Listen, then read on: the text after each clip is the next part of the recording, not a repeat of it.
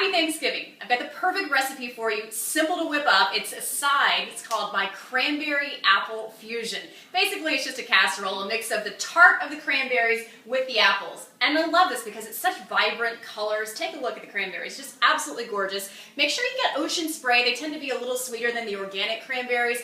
Maybe just put a little extra sugar on the organic ones. And you just want to dump the cranberries in there, of course, after washing. Nice casserole dish, kind of spread them around as so. Gorgeous already. Then make sure you slice 3 different apples to make 3 cups worth of apple slices. And I like the Braeburn variety of apples because they're darker red and they complement the cranberries. So here's the sweet, which will be a nice dichotomy to the tart of the cranberries. Guys, you can do this, no problem whatsoever. Want to impress your girlfriend or a date? This is so easy. I know you can slice an apple. I know you can wash cranberries. No problems whatsoever.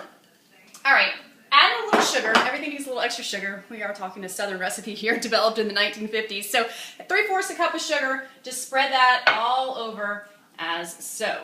Now meanwhile, while you're doing all this, you could have your butter melting. We've got basically just a stick of butter that you melt in the microwave or whatever, and it's still a little hot because I just did it. So I'm going to use my handy dandy towel to put the butter in here.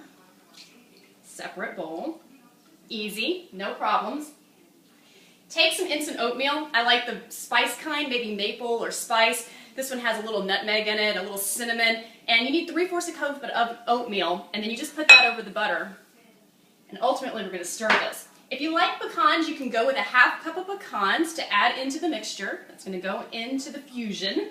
Also, this makes the recipe. The dark brown sugar, absolutely rich and succulent. It's going to be awesome. So make sure you get 3/4 to a 1/2 cup of brown sugar to stir in with all that. And the final ingredient would be 3/4 to a 1/2 cup, just depending on how much you want, of flour. And this consistency will make the perfect mixture for your cranberry fusion. Then it's just simple. Stir, stir, stir. You get your children to help out with this. It's kind of fun if you have all the ingredients done beforehand. And literally, it only takes, I mean, you see me, only a couple minutes to whip all this up. Make sure you stir it around really, really good. No flour on the sides here.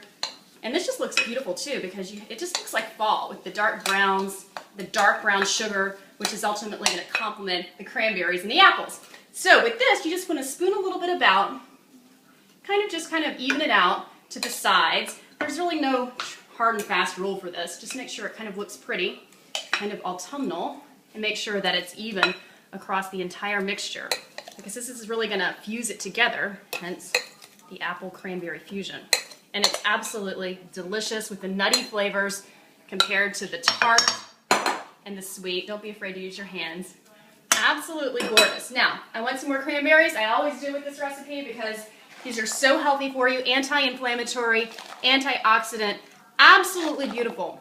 How do you bake this thing? You put it on 350. Make sure your oven's pre-warmed.